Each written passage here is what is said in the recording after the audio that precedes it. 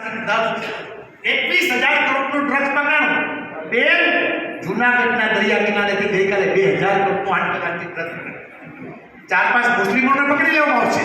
મારે તો એટલું કહેવું છે કે તમે જો એમેઝોન એપ વાપરતા હોય તો તમે 50 રૂપિયા ભરો તો તમારી પાસે આવે, 50 રૂપિયા કોના ખાતામાં જાય છે તમને ખબર છે. એવો તો તમારે લોકોનો કેવો ત્યારે મેડમ એવો જવાબ આપ્યો હતો ઓનલી લર્નેડ પર્સન કે અમે હોશિયાર લોકોને બોલાવી છે.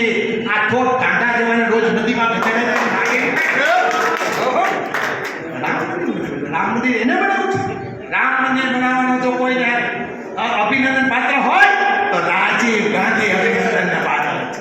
એમને રાહુલ તાળા તોડ્યા હતા, 6 ધારાસભ્યોને 50 કરોડ રૂપિયામાં ખરીદ્યા હતા, 6 ધારાસભ્યોને સસ્પેન્ડ કર્યા છે અને સુપ્રીમ કોર્ટમાં આવ્યું છે મનુસિંહ ધારાસભ્યના આ ભારતીય જનતા પાર્ટી જો ચંદીગઢના 8 ખોટા કરતી હોય તો તમને કોઈ ડૂબે 21,000 કરોડનું ડ્રગ્સ પકડાણું બેન જૂનાગઢના દરિયા કિનારેથી ગઈકાલે 2,000 કરોડનું આંતરરાષ્ટ્રીય ડ્રગ્સ 4-5 મુસ્લિમોને પકડી લેવામાં આવશે.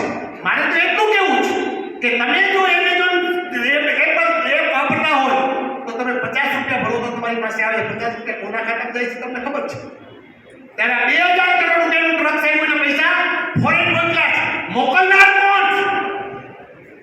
આ જો તપાસ કરવામાં આવે તો હસ્તક્ષેપમાં આવી જવાનું છે. લોકસભાની ચૂંટણીઓ નજીક છે ત્યારે નેતાઓના બેબાક બોલથી રાજકીય સમીકરણોમાં ગરમાવો આવી જતો હોય છે. ત્યારે અમરેલી જિલ્લા કોંગ્રેસની વિસ્તૃત કારોબારી બેઠકમાં ઉડીને આંખે વળગે તેવી 2 બાબતો સામે આવી હતી. એક તો પ્રદેશ કોંગ્રેસના કાર્યકારી અધ્યક્ષ અમરીશ ડેર છેલ્લા ઘણા સમયથી ભાજપના નિશાને છે ને ભાજપમાં ભળવાની વહેતી થયેલી અટકળો વચ્ચે જિલ્લા કોંગ્રેસની વિસ્તૃત કારોબારી બેઠકમાં અમરીશ ડેર ગેરહાજર રહેતા ફરી અમરીશ ડેર ભાજપમાં જવાની અટકળોએ ફરી વેગ પકડ્યો છે. આ બેઠકમાં પૂર્વ નેતા વિપક્ષ પરેશ ધાનાણી, પૂર્વ સાંસદ વીરજી ઠુમર, જિલ્લા કોંગ્રેસ પ્રમુખ અને પૂર્વ ધારાસભ્ય પ્રતાપ દુધાત સહિતના નેતાઓ ખાસ ઉપસ્થિત રહ્યા હતા. અમરીશ ડેર સામાજિક પ્રસંગમાં વ્યસ્ત હોવાનું જણાવી જિલ્લા કોંગ્રેસ પ્રમુખ પ્રતાપ દુધાતે જણાવ્યું હતું. અમરીશભાઈ સાથે ગઈકાલે મારી વાત થઈ અને એના પરિવારમાં પ્રસંગ હોવાથી આવી નથી શક્યા, રજા લીધેલી છે. મીડિયાની વાતમાં મારે કોઈ વાત કરવી નથી. અમરીશભાઈ એ કદના આગેવાન છે અને એ બાબતે એટલા માટે કંઈ ન બોલાય કે જવાના હોત તો કે દાડાના જતા રહ્યા હોત. એ લડાયક માણસ છે અને એ લડીને આવનાર દિવસોમાં અહીંયાના સંસદને જીતાડવા માટેના પ્રયત્નો કરશે. અમરીશ ડેરની ગેરહાજરી વચ્ચે પૂર્વ સાંસદ વીરજી ઠુમરની જીભ ફરી લપસી હતી.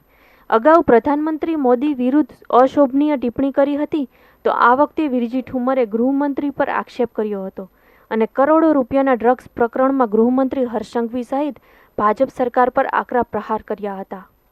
મારી કોઈ જીભ લપસી નથી. CR પાટીલ ભારતીય જનતા પાર્ટીના જવાબદાર વ્યક્તિ છે. એમણે જ્યારે આપણને કોંગ્રેસનું જોડાણ થયું ત્યારે એમ કહ્યું કે આંધ્રા અને બેરાનું જોડાણ છે એમ કરીને દાખલો આપ્યો છે. ત્યારે હું CR પાટીલને આપની રેલ મારફત સીધું કહેવા માગું છું કે દારૂના કેસમાં કોણ સસ્પેન્ડ થયું હતું અને તમે ડિસમિસ થયા છો? કઈ બેંકના કૌભાંડમાં સંડોવાયેલા છો? આપનો ઇતિહાસ તપાસવાને બદલે કોંગ્રેસને બાંધવાનું બંધ કરવું જોઈએ અને સાચી વાતમાં તમારે સાચી હકીકત લોકોને કહેવી જોઈએ. ભારતીય જનતા પાર્ટીનું 10 વર્ષથી આ દેશમાં રાજ ચાલે છે. દેશ બરબાદ થતો જાય છે. ગુજરાત કુપોષણમાં નંબર 1 બન્યું છે, ગરીબાઈમાં નંબર 1 બન્યું છે. યુવાનો આજે રોજગારી માટે તલકી રહ્યા છે, નોકરિયાતો ગાંધીનગરમાં આંદોલન કરે છે. ત્યારે કોંગ્રેસની ચિંતા કરવાને બદલે તમારો ઇતિહાસ તમારે તપાસવાની જરૂર. મેં કૌભાંડ અંગે વાત કરી છે. 21,000 કરોડનું કૌભાંડ જ્યારે થયું ત્યારે અદાણીના પોર્ટ ઉપર હું વિધાનસભામાં બોલ્યો છું. આજે પણ તપાસ થતી નથી. રોજે રોજ દવા આવે, ડ્રગ્સ આવે છે.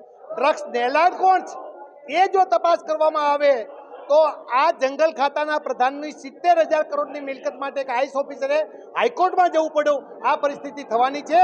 કેટલાય ભાજપવાળા એમાં સંડોવાઈ જવાના.